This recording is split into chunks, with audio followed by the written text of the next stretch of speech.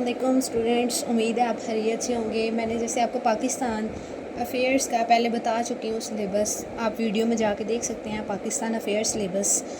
और उसके बाद उसमें आइडियालॉजी ऑफ पाकिस्तान है, मैंने वो अपलोड नहीं कर रही क्योंकि 9-10 से स्टूडेंट्स पढ़ते आते हैं, उन्हें आइडिया होता है। अगर स्टूडेंट्स को नहीं आइडिया, जिनको चाहिए कि मैं वीडियो बनाऊं, तो वो मुझे कमेंट कर सकते हैं, मैं उनके लिए वीडियो बना सकती हूँ। और प्रोमिनेंट लीडर्स का कुछ जिक्र किया गया था, जैसे सीएसएस पाकिस्तान अफेयर्स में सबसे पहला जो लीडर है वो शेख अहमद सरहिंदी है। तो वो I will discuss in this video. Shaikh Ahmad Sirhindi को हम इस वीडियो में डिस्कस करेंगे, जिसका सेकंड नाम मुजद्दद अल्फसानी था। शेख अहमद सरहिंदी का जो इरा था, पैदा हुए वो 1564 में और 1624 में उनकी डेथ होगी। Also called मुजद्दद Alfsani second millennium थे। और अगर इनका हिस्टोरिकल बैकग्राउंड देखा जाए तो मुग़ल इम्पीरियर से इनका जो हिस्टोरिकल बैकग्राउंड है वो मुग़ल इम्पीरियर से स्टार्ट होता है students.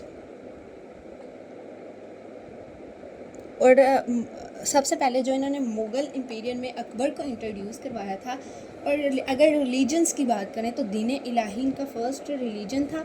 Policy of religious tolerance beyond limits, इसका मतलब है इन्होंने ऐसी पॉलिसीज़ बनाई जिसमें रिलीजियस के लिमिट्स को कोई बंदा क्रॉस नहीं कर सकता।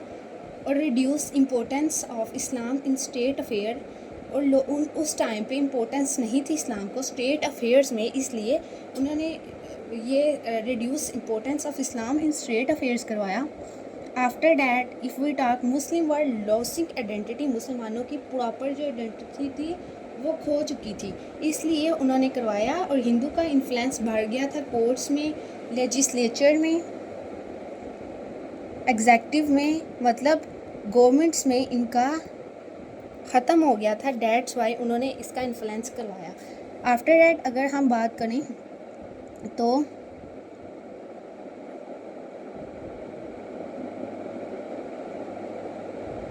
इंट्रोड्यूस अगर हम करें शेख अहमद सरहिंदी को, तो बर्न कहाँ हुए? ये बर्न इन इंडिया हुए 1564 में। बिलोंग नक्शबंदी सूफ़ी ऑर्डर से। सूफ़ी ऑर्डर्स होते थे तब, जिसमें से इन्होंने नक्शबंदी के थे। ये स्कॉलर थे कुरान के, हदीस के, फ़िक़ा के, स्ट्रॉन्ग सपोर्टर थे इस्लामिक ऑर्थोडॉक्सी के। किसके सपोर्टर थे? इस्लामिक ऑर्थोडॉक्सी के। उसके बाद इनका मेन ऑब्जेक्टिव था कि इस्लाम को फैलाया जाए। इनका मेन ऑब्जेक्टिव इस्लाम था और अन इस्लामिक प्रैक्टिसेस को रोका जाए। स्टूडेंट्स, आपको चाहिए कि जो मैं पढ़ा रही हूँ एक एक पॉइंट की आप वीडियो बना सकते हैं। वीडियो अगर चाहें तो आप डाउनलोड कर लें, अदरवाइज़ आपको नोट्स बनाने ज़रूरी हैं। अगर नोट्स बनाएंगे तो ये आपकी काफ़ी हेल्प करेंगे। प्रोटेक्ट मुस्लिम आइडेंटिटी, उन्होंने मुसलमानों की आइडेंटिटी की बहुत हिफाजत की। बेसिक पर्पज़ इनका इस्लाम को फैलाना था। और एंड रिलीजियस इनोवेशन, तब इन्होंने ख़त्म की बिद्दत को, शिर्क को, क्योंकि ये कुरानिक स्कॉलर थे ना कुरान के। और इनकी मेजर कंट्रीब्यूशन जो थी वो दीन इलाही की तरफ थी। Strong rejected Akbar religious idea, declared Islam as complete and final religion. Concept इनका वहदतुल शहाद था। और आफ्टर डैट प्रेजेंटेड वहदतुल शहाद, यूनिटी ऑफ विटनेस, डिफरेंस वजूद, एवरीथिंग इज़ गुड। शहूद मीन होता है God is separate, human only perceive his presence, ये चीज़ है इसमें। और आफ्टर ऑल अगर आगे चलें तो रिवाइवल ऑफ इस्लाम को इन्होंने नमाज को, शरिया को, सुन्ना को, हर चीज़ को इन्होंने इम्पोर्टेंस दी थी। और क्रिटिसाइज़ किया था अन इस्लामिक थिंग्स को। और इन्होंने लेटर भेजे थे जो इन्होंने Mughal official noble spread his ideal widely, these are called. और उन लेटर को हम MCQs भी आ सकता है, मकतूब इमाम रबानी। और आफ्टर ऑल अगर आगे चलते जाएं तो इन्होंने इन्फ्लुएंस किया था मुग़ल पॉलिसीज़ को कि किसकी इम्पीरियर में, जहांगीर की। और later help in restoring Islamic practice को इन्होंने बढ़ाया था। मतलब इस्लाम की तरफ ज़्यादा चैलेंजेस ये थे कि अपोजिशन थी कोर्ट ऑफिशियल की, impressed by Jahangir, but later release and respected. And पे इन्हें इज़्ज़त मिल गई थी। इम्पोर्टेंस इन पाकिस्तान, ये बहुत इंपॉर्टेंट है। मुस्लिम आइडेंटिटी इनका बेसिक जो था ना वो ये था कि प्रिजर्व किया था इन्होंने मुस्लिम आइडेंटिटी को इंडिया में, strength idea for separate nation, his teaching inspired later leaders. Shah Waliullah next आएगा।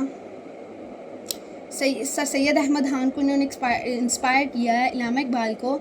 तो ये बहुत ज़्यादा कंक्लूजन इनका ये होगा, एग्ज़ाम की अगर एंडिंग लाइन आप लोग ऐड करना चाहें तो वो ये होगा कि इन्होंने बहुत इंपॉर्टेंट रोल प्ले किया है एक रिवाइवलिंग इस्लाम में during a critical period of Mughal decline. Mughal को डिक्लाइन किया गया था, इन्होंने बहुत ज़्यादा एक अच्छा रोल इस्लाम को फैलाने का किया था, और इनकी effort restored religion consciousness but also led the foundation for ideological basis of the Pakistan movement. After all अगर हम देखा जाए मुजद्दद अल फसानी थे, ये इनकी बेसिक जो पॉइंट हैं वो लिखे हैं, और इन्हें हम लोग क्वेश्चंस के रिलेटेड देखें तो मतलब इधर मैं पास पेपर के आपको क्वेश्चन दिखाऊंगी। टू नेशन थ्योरी भी आप इसमें लिख सकते हैं, प्रोटेक्ट किया था इन्होंने इस्लाम की आइडेंटिटी को, ये भी लिख सकते हैं। After all if we talk next,